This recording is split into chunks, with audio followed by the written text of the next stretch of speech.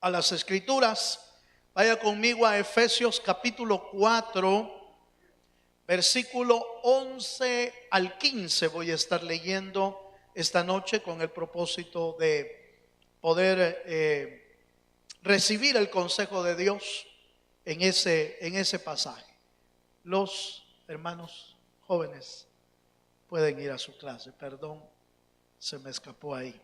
Efesios capítulo 4, verso 11 al 15. Cuando usted lo tenga, dice un amén fuerte, hermano.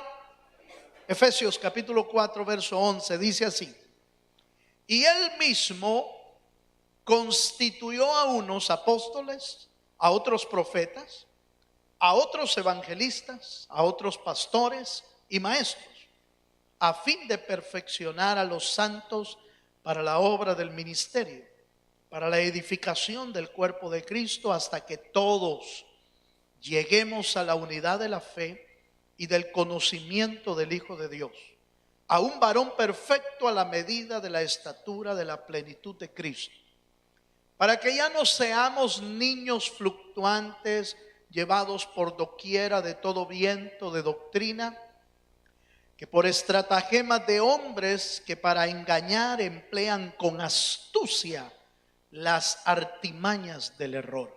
Oiga este pasaje: sino que siguiendo la verdad en amor, crezcamos en todo en aquel que es la cabeza, esto es Cristo. ¿Cuántos dicen amén? Yo estaba viendo en este pasaje el gran deseo de Dios en proveer todos los recursos necesarios, tanto espirituales, materiales, humanos, para preparar a su iglesia para su venida. Y proveyó el Señor ministerios con el propósito de hacer que la iglesia llegue a una estatura. Esa estatura no es una estatura humana, no es una estatura de un hombre común y corriente, sino la estatura del varón perfecto. Y usted y yo sabemos quién es el varón perfecto: se llama Jesucristo. ¿Cuántos dicen amén? Esos recursos que el Señor dejó no son para señorear sobre la iglesia, sino para dirigir, liderar, enseñar, instruir, de tal manera que su iglesia los miembros de la iglesia vayan creciendo en la unidad de la fe, vayan creciendo en el conocimiento de Dios, vayan creciendo a la estatura del varón perfecto. Y entre esos recursos que Dios dejó, pues obviamente están los 5 ministerios. Pero en el verso 15 me llamó la atención algo a lo cual quiero dedicar este tema o este estudio. Y es el hecho de que aunque Dios ha provisto esos recursos, ha provisto ministerios, ha provisto palabra, ha provisto Espíritu de Dios, ha provisto todos los recursos para que la iglesia pueda crecer, hay una obligación de cada uno de nosotros como creyentes. Hay una función que tenemos que realizar y que no la podemos, hermano, como ignorar, porque al ignorarla estaríamos nosotros fallando como creyentes o como cristianos. Estaríamos fallando en nuestra responsabilidad dentro del camino del evangelio. Y eso está en el versículo 15 y dice: sino que siguiendo la verdad en amor, crezcamos en todo en aquel que es la cabeza, esto es Cristo. Este versículo me llamó la atención porque hay una función que los ministerios hacen: compartir la palabra, la verdad de Dios. Fíjese que se nos ha delegado a los ministerios, al liderazgo, se nos ha delegado la función de enseñar y compartir la verdad de Dios. Y se nos va a demandar a nosotros de qué manera estamos dando esa verdad. Si la estamos dando diluida, si la estamos dando como con agua mezclada o mezclada con algo que vuelva, como dice el apóstol Pedro, adulterada la palabra, se nos va a demandar a nosotros los ministros el no proveer la palabra adecuada, el no proveer una palabra de Dios que venga de Él, el no proveer una palabra que sea de verdad. Se nos va a demandar a nosotros. Pero hay una responsabilidad que Dios le ha delegado a usted como creyente, y es ir detrás o seguir la verdad de Dios en su vida. Esa verdad hace que uno crezca, porque el verso 15 dice: siguiendo la verdad en amor, crezcamos en todo. ¿Cuántos dicen amén? Entonces nuestra responsabilidad como creyente es lograr seguir esa verdad. Y yo estaba viendo que al seguir la verdad de Dios hay dos ángulos importantes aquí que yo quiero hacer notar. La primera es que al seguir la verdad de Dios, usted y yo nos guardamos de ser engañados por las estratagemas del error que el diablo utiliza y que nos puede desviar del camino verdadero. ¿Cuántos dicen amén? Hoy en día hay cientos y cientos, hermano, de mentiras que el diablo está propagando en el mundo entero, y no solo en el mundo secular, sino que dentro del cristianismo se están moviendo argumentos o palabras adulteradas o palabra mezclada que está haciendo que cientos y miles de creyentes se estén desviando del verdadero camino del Señor.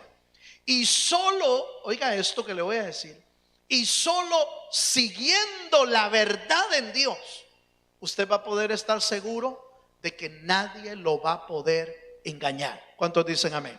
Entonces nuestra responsabilidad es seguir la verdad. ¿Cuántos dicen amén? Toque al hermano que tiene a la par y dígale: tu responsabilidad es seguir la verdad. Dígale, tu responsabilidad es seguir la verdad. Usted recuerda allá en Tesalonicenses, en la segunda carta, dice que aquellos que no amaron la verdad, dice esa carta, aquellos que no amaron la verdad, les fue enviado un poder engañoso, un espíritu engañoso, para que creyeran, dice la Biblia, la mentira. Hoy en día, hermano, hay cientos y miles de mentiras que se están dando en el mundo entero, y el gran problema es que muchos creyentes están yendo detrás de la mentira. Ahora, ¿por qué están yendo detrás de la mentira? Por una sencilla razón: no conocen la verdad. No están siguiendo la verdad en Dios. Y al no seguir la verdad, abrazan cualquier cosa, creen cualquier cosa. La Biblia habla de predicaciones, habla de doctrinas, y habla de doctrinas humanas, habla de doctrinas de demonios, y por supuesto está la doctrina de Dios, que es la verdadera. Pero si usted nota, hay muchas doctrinas que son humanistas. Hay muchas doctrinas que son diabólicas y que están afectando hoy en día la vida de la iglesia cristiana, que por no crecer en la verdad, por no seguir la verdad, muchos de los creyentes se están desviando del camino. Hoy en día nosotros podemos ver, hermano, que el mundo prefiere seguir sus propios argumentos, sus propios deseos, prefieren seguir eso que los principios divinos, los principios de Dios. Y le llaman, como dice la escritura, vienen tiempos en que los hombres le llaman a la verdad mentira y a la mentira le llaman verdad. Esos son los tiempos en que estamos viviendo. Entonces el apóstol Pablo, enseñándonos los recursos que Dios proveyó, nos hace un llamado. Y el llamado es, hermano, crezcamos siguiendo la verdad de Dios. Es la única manera que realmente se puede crecer. No hay otra forma. Solo se puede crecer siguiendo, amando la verdad de Dios, y entonces nuestra vida va a crecer y no va a haber nadie que pueda apartarnos de la verdad de Dios. No va a haber nadie que pueda engañarnos. ¿Cuántos dicen amén? Entonces yo le decía, le hablaba de dos ángulos en cuanto a la verdad. La primera parte, seguir la verdad para que nadie nos engañe. Oiga esto. Pero también seguir la verdad para que aprendamos a caminar en la verdad que Dios nos ha establecido. Dios quiere que usted y yo estemos comprometidos con la verdad y defendamos la verdad, aunque la verdad se pase llevando un pedazo de nosotros. Aunque la verdad caiga mal, aleluya, hay que defender la verdad. No lo oí muy convencido. Aunque la verdad caiga mal. Ahora, por favor, no estoy diciendo, como tal vez a alguien se le ha ocurrido mencionar aquella frase: yo no tengo problemas para decir la verdad. ¿Ha oído usted esa frase? Yo digo la verdad como es. Otros son un poquito más fuertes en tratar de decir que hablan la verdad. Dice: hermano, yo no tengo pelos en la lengua. Dice: pues yo no he visto a nadie con eso en la lengua. Pero esa frase significa como que él está dispuesto a hablar, a decir la verdad tal y como es. Pero no siempre tiene el sentir de Dios esa frase. Esa frase de yo digo la verdad cuando quiero y cuando yo puedo, yo digo la verdad. O yo no tengo pelos en la lengua para decirle la verdad a alguien. Eso no siempre viene de Dios. Porque mi Cristo decía la verdad. ¿Cuántos creen que Cristo decía la verdad? Pero la decía con tanto amor, hermano, que hasta cuando Dios martillaba la verdad, se sentía sabroso que le quebraran a uno. El Señor nunca mintió. ¿Cuántos creen que Jesús nunca mintió? Yo creo en la palabra. Él nunca pecó. Por lo tanto, Él nunca dijo una mentira. ¿Está de acuerdo conmigo? ¿Sabe por qué nunca dijo una mentira? Número uno, porque la verdad lo guardaba de cualquier cosa. La verdad lo había hecho crecer. Pero ¿sabe qué? Él aprendió a caminar en la verdad. Vivía diciendo la verdad. Pero decir la verdad no significa golpear a alguien. Decir la verdad no significa decirle un par de cosas que va a ofender. No, eso no es decir la verdad. Cuando decimos una verdad así hiriente, no tenemos el corazón de Dios ahí. No es eso lo que Dios quiere. Lo que Dios quiere es, número uno, que crezcamos en su verdad para que nadie nos engañe. Nadie nos pueda desviar del camino de la verdad. Pero número dos, Dios quiere que crezcamos en la verdad para que nosotros vivamos en la verdad. La Biblia dice que el diablo es el padre ¿de qué? De la mentira. Por lo tanto, nosotros, los hijos de Dios, no deberíamos de tener nada con la mentira. ¿Cuántos dicen amén? No deberíamos de tener nada con la mentira. Porque si mentimos, estamos siendo partícipes de lo que el diablo hace. Entonces, cuando el Señor dice en Efesios 4, verso 15, sino que siguiendo la verdad en amor, y esta parte me llamó mucho la atención. Toda verdad que usted y yo digamos, toda verdad y que usted y yo, inclusive cuando tengamos que exhortar a alguien, siempre se debe de decir en el amor del Señor. Porque ese es el corazón de Dios. ¿Cuántos dicen amén? Vayamos un poquito más adelante. Acompáñame por favor a Juan capítulo 8, verso 31 al 32. El Señor nos enseñó aquí que aquellos que hemos creído en el Señor debemos permanecer en su verdad. y esa verdad va a producir en nosotros una libertad.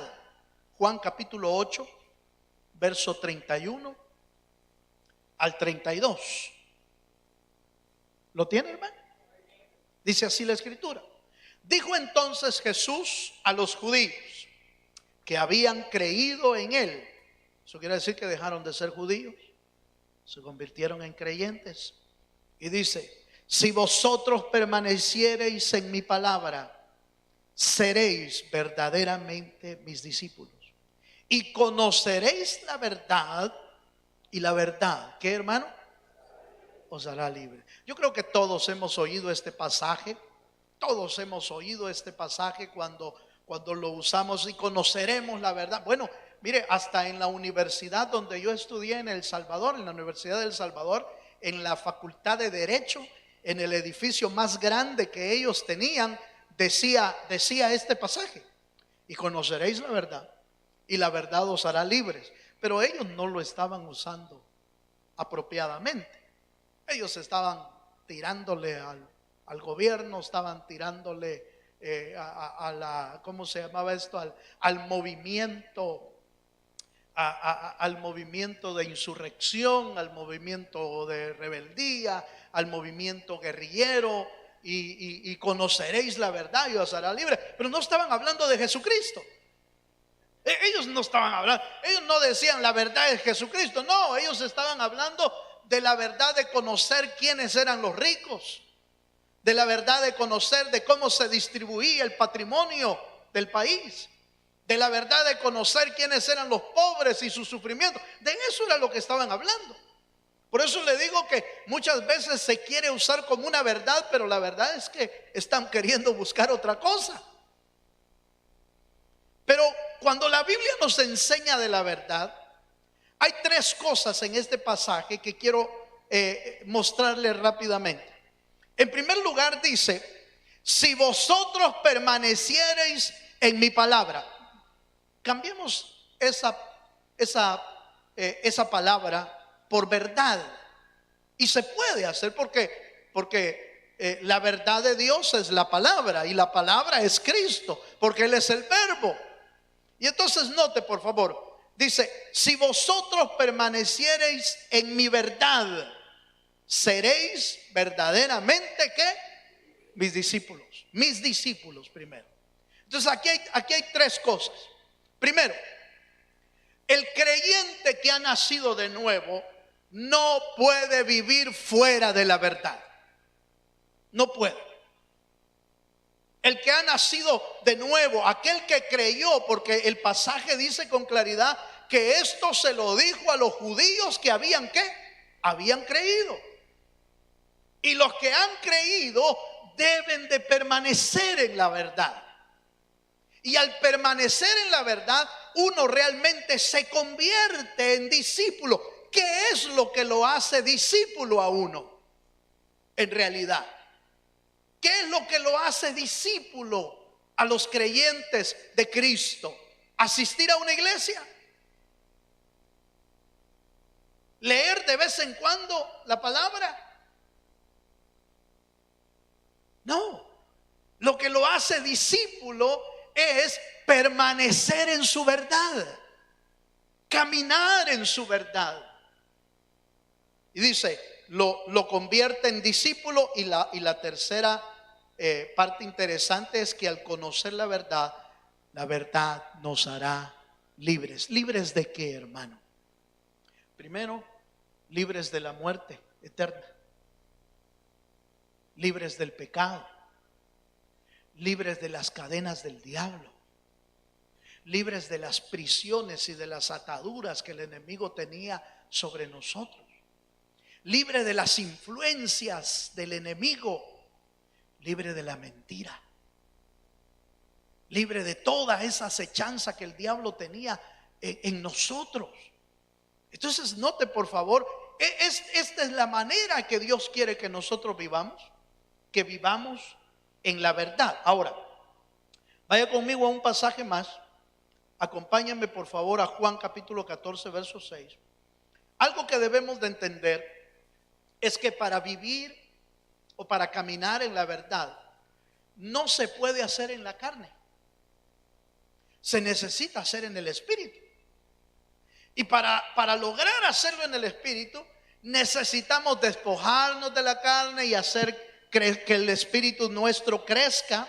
Y el Señor en Juan capítulo 14 verso 6 nos recordó, Jesús le dijo: yo soy el camino, la verdad y la vida. Nadie viene al Padre sino por mí. Estas tres palabras, que son, hermano, importantísimas y dignas de mucha enseñanza, de mucho estudio, como para poderla entender bien, solo déjeme tomarlas como ejemplo para tres niveles de vida. Ojo con esto: el camino, la verdad y la vida. Usted y yo sabemos quién es el camino. Es Jesucristo. Cuando usted y yo creímos en Jesucristo, Él nos metió al camino, ¿cierto? Nos metió al camino. Esa es la primera etapa del cristiano. La primera etapa del cristiano es que andaba perdido y encontró el camino. Bendita salvación del Señor, hermano, porque usted y yo teníamos el camino hacia la muerte eterna. Usted y yo íbamos rumbo al infierno porque andábamos perdidos. Por eso la Biblia dice que el Señor vino a buscar y a salvar el que, hermano, lo que se había perdido. Así estábamos nosotros, perdidos. Nos encontró el Señor y lo primero que hizo es meternos al camino. Ahora, ¿cómo debemos caminar en ese camino? Es la segunda etapa. Debemos caminar en verdad. No, el Señor no te llamó para que sigamos caminando como antes caminábamos. No, ahora nos llamó para que la verdad de Dios se meta en nosotros y aprendamos a caminar en la verdad del Señor. ¿Cuántos me están entendiendo, hermano? Primero encontramos el camino, o más bien Él nos encontró y nos metió al camino. Y ya estando en el camino, Dios, ¿cómo quiere que caminemos? Como antes, con mentiras, con engaños, con ¿qué? Con pecado. ¿Quiere Dios que caminemos así? No, de ninguna manera. El Señor quiere que caminemos en la verdad. Y entonces ahí es donde uno se compromete con la verdad. Debe de haber, mire, hermano, no puede uno caminar en la verdad si no hay un compromiso. No puede uno caminar en la verdad si no se compromete a guardar la verdad, a cuidar la verdad, a defender la verdad, a seguir la verdad. ¿Cuántos dicen amén? Ahora, en esas mismas tres palabras, la tercera etapa: los que viven en la verdad son los que disfrutan la vida de Dios, la vida abundante del Señor. ¿Se acuerda que la Biblia dice que el diablo vino para matar, robar y destruir? Mas yo he venido para dar, ¿qué dice, hermano? Vida y vida en abundante. Entonces, por favor, véalo desde este ángulo. Cuando Cristo nos rescató, nos metió en el camino y nos pide que caminemos en la verdad.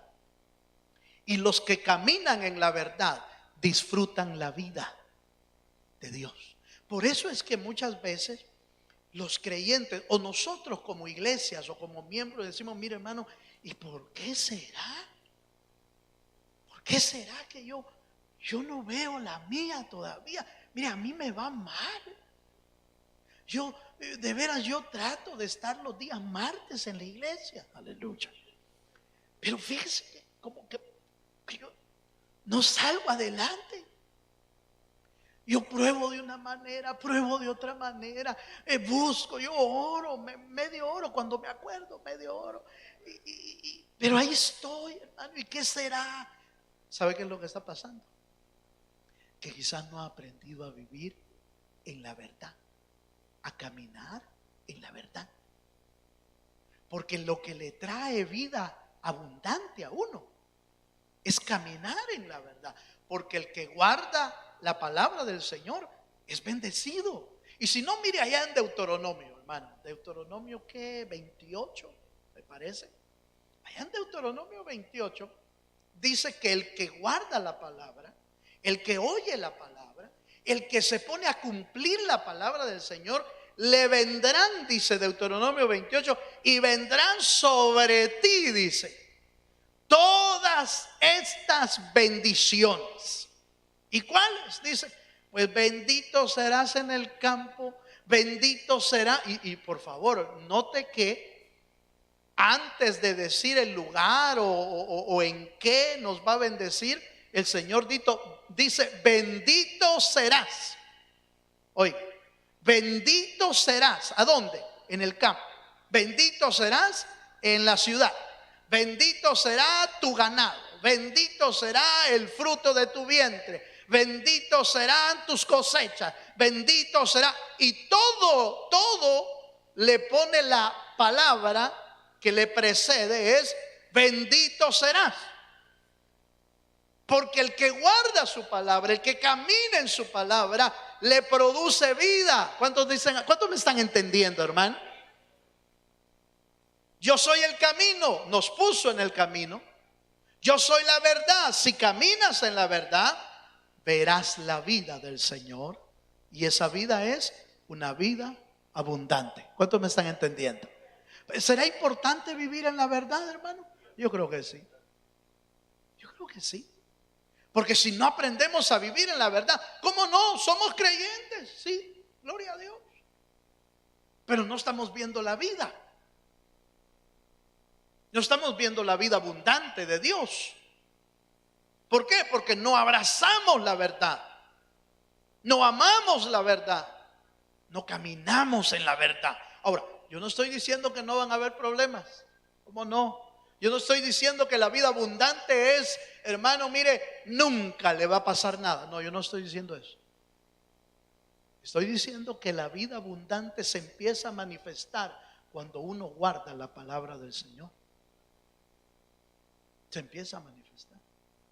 ¿Que van a haber pruebas? Sí, van a haber pruebas, por supuesto que van a haber.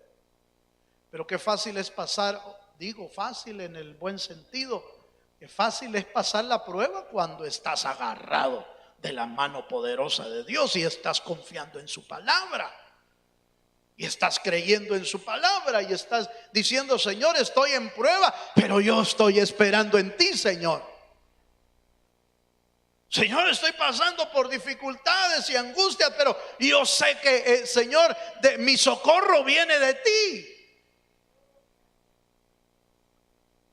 Porque estamos guardando la palabra. Sigamos un poquito más.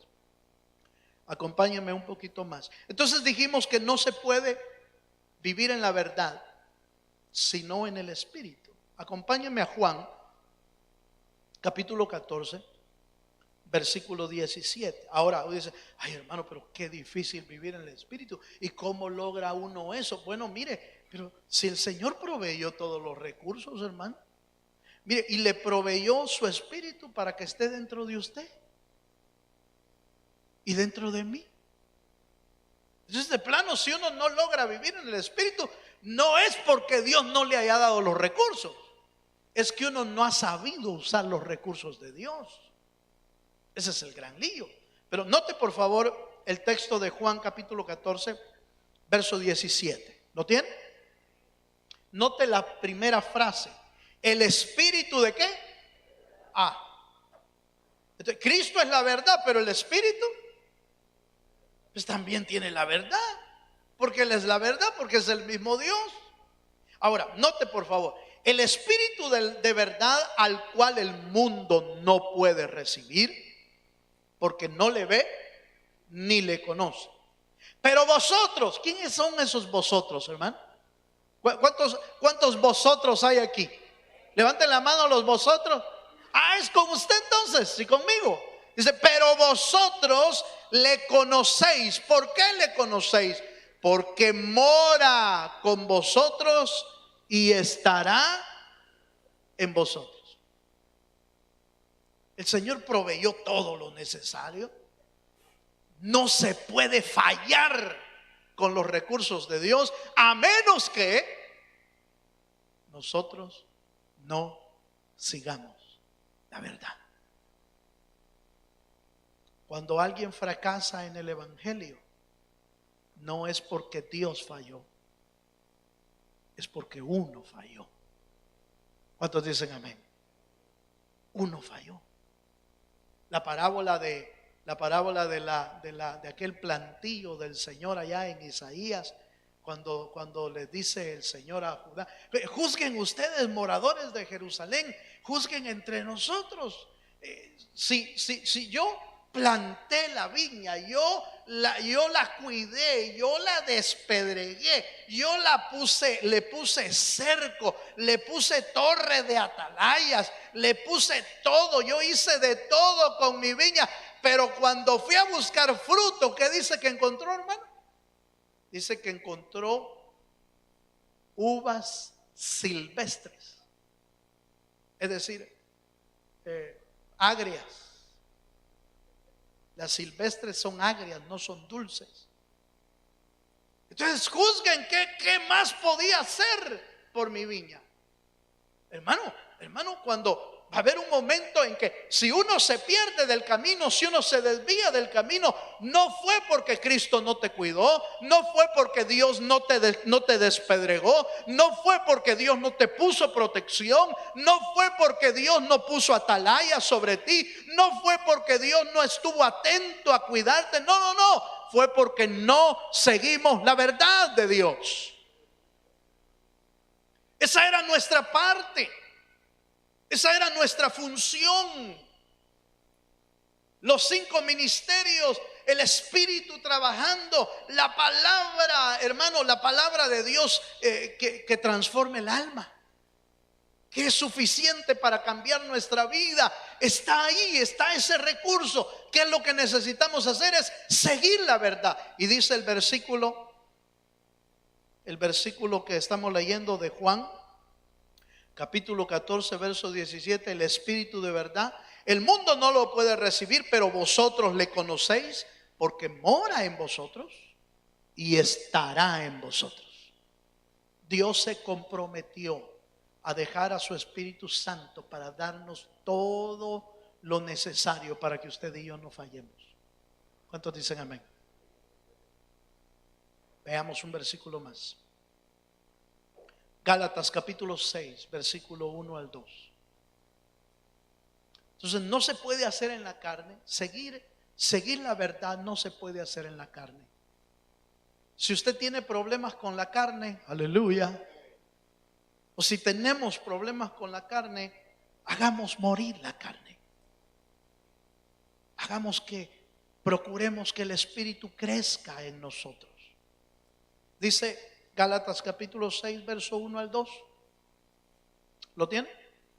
Dice: hermanos, si alguno fuere sorprendido en alguna falta, aleluya, vosotros que sois espirituales. ¿Cuántos espirituales hay aquí? Gloria a Dios. Restauradle con espíritu de mansedumbre, considerándote a ti mismo, no seas que tú también seas tentado. Sobrellevad los unos las cargas de los otros y cumplid así la ley de Cristo. Fíjese, hermano, que este pasaje es interesante. Déjeme usar este pasaje con aquello que le decía de aquellos que tienden a querer decir la verdad, pero no para restaurar, no para edificar. Yo le dije unas 2 verdades, sí, pero era para restaurar, era para edificar lo que dijiste, era para que la gloria de Dios cayera y restaurara, o era para señalar al que ha pecado, o era para condenar. Eso fue lo que hicieron aquellos fariseos que llevaban a la mujer pecadora, ¿se acuerdan? Señor, aquí te traemos esta mujer pecadora. Sí, era pecadoraza, hermano, definitivamente. Jesús dijo la verdad. A mí me encanta cómo Jesús dice la verdad, porque cuando Jesús dice la verdad edifica. Cuando Jesús dice la verdad enseña. Cuando Jesús dice la verdad restaura el alma. Cuando Jesús dice la verdad no apedrea. Jesús dice la verdad y transforma el alma. Me encanta cómo dice la verdad el Señor. Entonces viene y el apóstol Pablo nos dice, miren, ustedes que conocen la verdad, voy a parafrasear. Ustedes que conocen la verdad, es decir, los espirituales, ¿sí? Los que conocen la verdad son los espirituales. Pero los espirituales ven al pecador y le hablan para restaurar. Le hablan para que se encuentre con Dios y pueda pedir perdón. No para apedrearlo. Porque si va a salir una palabra de verdad de nuestros labios, que sea una palabra de verdad que restaure, no que apedree, no que señale, no que condene, sino que restaure el alma de aquel que ha caído y ha pecado. ¿Cuántos dicen amén? Yo espero que usted y yo aprendamos a seguir hoy la verdad. ¿Para qué? Primero, para que no nos desvíe nadie del camino de verdad. Y segundo, para caminar en la verdad de Dios. La verdad de Dios nos va a hacer crecer. Y el que ha crecido, oiga esto, el que ha crecido no se siente mayor. El que ha crecido, cuando dice la verdad, edifica, restaura, bendice. ¿Cuántos dicen amén? Volvamos a leer el pasaje y note lo que el apóstol Pablo está pidiendo a los que caminan en la verdad, a los espirituales. Note por favor lo que pide. Hermanos, si alguno fuere sorprendido en alguna falta, este es un pecador, ¿cierto? Es uno que pecó. Vosotros que sois espirituales, vosotros que camináis en la verdad, restaurarle. ¿Con qué espíritu? Con espíritu de mansedumbre. Ojo con esto: el que camina en la verdad camina en mansedumbre. El que camina en la verdad camina en humildad. El que camina en la verdad, no hermano, no se eleva, sino que tiene el mismo corazón de Dios, para que cuando diga la verdad pueda restaurar. ¿Cuántos dicen amén? Veamos este detalle más. Restaurarle con espíritu de mansedumbre, considerándote a ti mismo. Este es un consejo interesantísimo. Considérate a ti mismo, no sea que tú también seas tentado. ¿Se acuerda que la Biblia dice que de la manera que nosotros juzgamos, seremos juzgados también? Aleluya. Entonces debemos ser cuidadosos cuando señalamos a alguien. Vaya conmigo un poquito más adelante. El tiempo se me está agotando, pero quiero llevarlo a esta quiero terminar esta verdad rápidamente. Los que caminan en la verdad, dije, caminan en mansedumbre. ¿Cuántos creen que Cristo caminaba en mansedumbre? Aprended de mí que soy ¿qué? Manso y humilde. Esas dos características tiene un espiritual. Esas dos características tiene uno que camina en la verdad. Es manso y es humilde. Tiene el corazón de Cristo. Y por tener el corazón de Cristo no apedrea, porque aquella mujer, los fariseos estuvieron a punto de apedrear. Mire hermano, si el Señor no hubiera estado ahí, imaginémonos, solo se puede imaginar uno. No es pecado imaginarse. ¿Usted se imagina que Cristo no hubiese estado ahí cuando llevaban a esta mujer a apedrearla? ¿Qué cree usted que hubiera pasado? La matan, hermano. La matan. Es un hecho que la matan. Si Dios hubiera permitido en ese momento. Pero estaba Jesús. Y Jesús, con la mansedumbre que él tenía, con la humildad que tenía, les dijo: miren, si alguno está libre de pecado, lance la primera piedra. Él está haciendo lo que el apóstol Pablo, por supuesto, más adelante dijo: júzgale, considérate a ti mismo, no sea que tú seas tentado. Por supuesto, el Señor ya había sido tentado en todo y había salido sin pecado, pero ya había sido tentado. Él había probado de todo por causa del enemigo. Le trajo salvación a la mujer diciéndole la verdad. En cuanto al pecado, no le dijo: no tengas pena, si no has hecho nada, quizás son mentiras. No peques más. Y se fue libre. Veamos un detalle más. Acompáñenme a Efesios capítulo 4, verso 1 y 2. El otro elemento que le decía es la humildad. Dice Efesios 4, 1 y 2, dice: yo pues, preso en el Señor, os ruego que andéis como es digno de la vocación con que fuisteis llamados. ¿Cómo debemos vivir los creyentes? Con toda humildad y mansedumbre, soportándonos. Aleluya. Gloria a Dios. Soportándonos con paciencia los unos a los otros. ¿En qué? En amor. Fíjese, hermano, que la verdad y el amor son inseparables, como Dios lo aplica. La verdad y el amor son inseparables,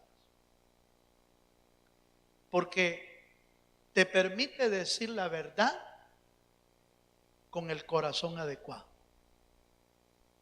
Fíjense. Pero si solo fuera amor sin la verdad, podríamos caer en que amamos tanto que no decimos cuando uno ha hecho algo malo. Si fuera solo amor sin la verdad, podríamos llegar a la tolerancia, que es la que hoy están pidiendo muchos. Tolerancia a todo. Tolerancia al pecado, tolerancia a la homosexualidad, tolerancia a la manera de vivir aborrecible delante del Señor. Hay que ser tolerante. ¿Sabe qué es lo que están pidiendo al ser tolerantes? Es que los amemos sin decirles la verdad. Y eso no es lo que Dios enseña. Lo que Dios enseña es que le digamos la verdad con el amor de Dios. Entonces el amor y la verdad deben de ir unidos. ¿Sabe por qué? Porque hacen el equilibrio perfecto. Decimos la verdad, pero la decimos con el amor de Dios. Y amamos a tal grado, amamos, que le tenemos que decir la verdad para que no se pierda en el camino. Eso es lo que hacía el Señor.